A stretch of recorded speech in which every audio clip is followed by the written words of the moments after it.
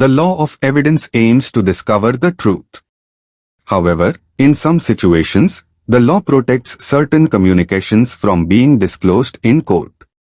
Such communications are called privileged communications. This protection is provided because society considers some relationships so important that people must be able to communicate freely without fear that their conversations will later be revealed in court. Under the Bharatiya Sakshya Adhiniyam, 2023, certain communications are protected from compulsory disclosure. 1. What is privileged communication? Privileged communication means a communication that the law protects from being disclosed in court. Even if the information is relevant to a case, the person receiving the communication cannot normally be forced to reveal it. Simple meaning, if the law gives confidentiality to a conversation, it is called privileged communication. Example, a client tells his lawyer, "I need legal advice regarding a property dispute." The lawyer cannot be forced to disclose this conversation in court. 2. What is professional communication? Professional communication means confidential communication between a client and a legal professional, such as an advocate, made for obtaining or giving legal advice during the course of professional employment. This protection belongs to the client. Therefore, the advocate cannot disclose such communication without the client's consent. Exception: the protection does not apply if the communication is made for committing a crime or fraud, or if the lawyer notices facts after employment showing that a crime or fraud has been committed. Example, a person asks a lawyer for legal advice regarding a civil dispute.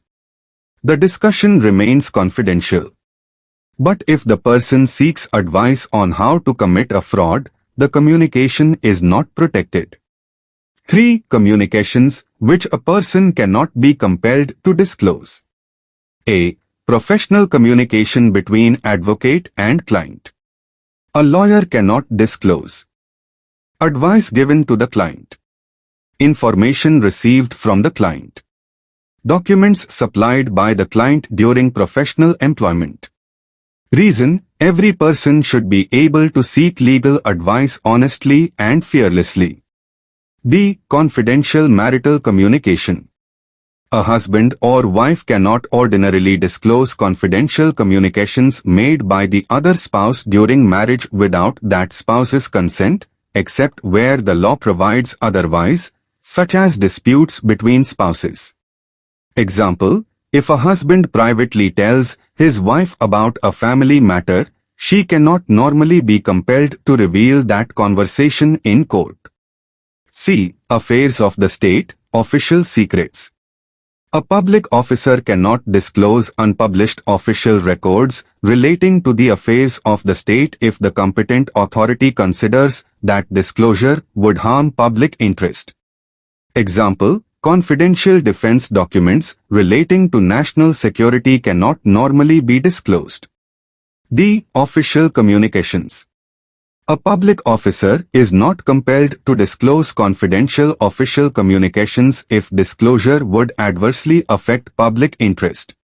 E. Identity of informer. A magistrate, police officer or public servant is generally not required to disclose the identity of a person who secretly gave information regarding the commission of an offense. Reason: this encourages citizens to report crimes without fear. F. Judges' deliberations. Judges cannot be compelled to disclose discussions or reasons that took place during judicial deliberations, except where the law specifically permits.